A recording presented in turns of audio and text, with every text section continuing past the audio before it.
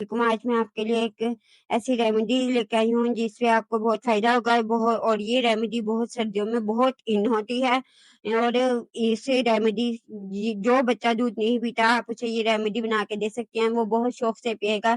ये बुजुर्गों के लिए भी बहुत अच्छी है, जवानों के लिए भी बहुत अच्छी है और बच्चों के लिए भी बहुत अच्छी है। फिलहाल सर्दियाँ चल रही हैं और इस सर्दियों के मौसम में ये रेमेडी को बनाया जाता है। चलिए स्टार्ट करते हैं बनाना।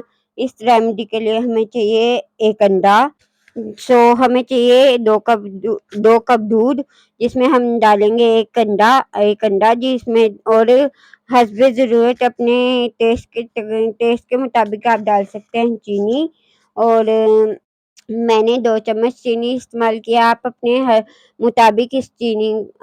मुताबिक अपने जायके के मुताबिक इसे ज़्यादा कम ज़्यादा या फिर कम कर सकते हैं। अंडे को कटोरी में जैसा कि आप देख सकते हैं मैंने अंडे को कटोरी में डाल चुकी हूँ और इसके बाद आप दूध को चूल्हे पे रख दें। दूध को जब 2 बॉयल आ जाए तो उसके बाद आप देख सकते हैं कि दूध उबल रहा है। जब इसे 2 बॉयल आ जाए तो उसके बाद आप अंडे को इसमें शामिल कर दें, दूध में ऐड कर दें और फिर अच्छी तरह इसे हिलाएं ताकि ये दूध में अच्छी तरह मिक्स हो जाए। अब इसे अंडे को डालने के बाद आपने इसे अच्छी तरह हिलाना है, 2 से 3 मिनट हिलाते रहें इसे और फिर आपने इसे 2 से 3 मिनट हिलाते रहें, बस 1 सेकंड आपने इसके ऊपर ढक्कन ढकना है और फिर आपने इसे पेश कर देना है।